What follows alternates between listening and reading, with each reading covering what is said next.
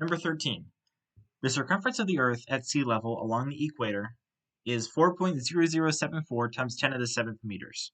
Cindy is at rest in a city at sea level and located at 40 degrees north latitude. Find her linear speed due to the rotation of the Earth. Okay, so I have a circle here, and this is meant to represent the cross-section of the Earth that goes right up and down on the North Pole and the South Pole. So North Pole and South Pole.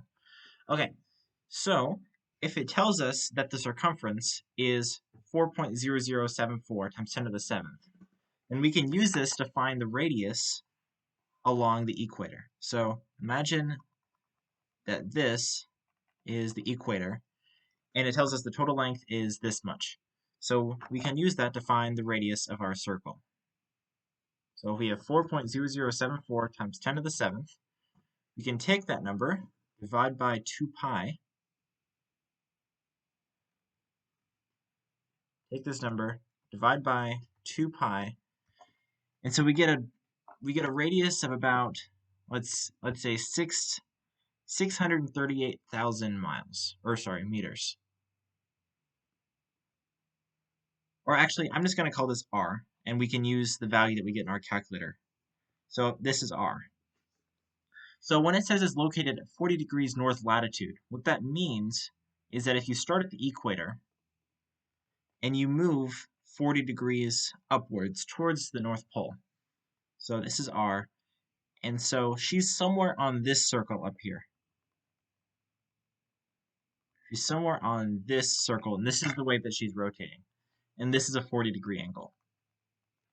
So if we want to find her speed, what we can do is find the new circumference, or the circumference that she rotates on, to find the total distance that she travels. So if this length is r, then this length right here is also r, from here to here. This is also r. So if this is r, then we can think of this as her new radius. I'm going to call this like r prime. And so to find r prime, we notice that these two lengths, this right here and this right here, are parallel. And if that's the case, then these alternate interior angles will match. So this angle right here is also 40 degrees. And so we have ourselves a new right triangle. So to find r prime, we can just use some trig functions. So cosine of 40 degrees will equal, it's adjacent over hypotenuse. So our adjacent is r prime, and our hypotenuse is just the radius. So our new radius that we're rotating on is the full radius of the Earth, like that 637,000 meters, multiplied by the cosine of your latitude. So let's do that. So I got to switch into degrees. But if I take this and I multiply by the cosine of 40, this will tell us the radius that she's rotating on.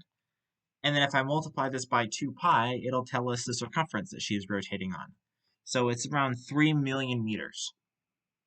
So then if we want to find her speed, well, she travels around 3 million meters in 24 hours. Because we know that because the Earth rotates once in 24 hours. So if we want to find meters per hour, we could divide this by 24. So it's around like 128,000 meters per hour. But we're not looking for meters per hour, we're looking for meters per second. So a second is 1/3600th, 1/60th of 1/60th of 1 hour. So naturally, you're going to travel 1/60th of 1/60th as far. So I'm just going to divide this by 3600. And so it looks like we're going around 355 meters per second. And that's answer choice E. Alright, so if you have any questions from other tests, make sure to leave a comment and I'll make a video with the solution. With that said, if you enjoyed the video, leave a like and subscribe. This has been Investigative Math, and I will see you next time.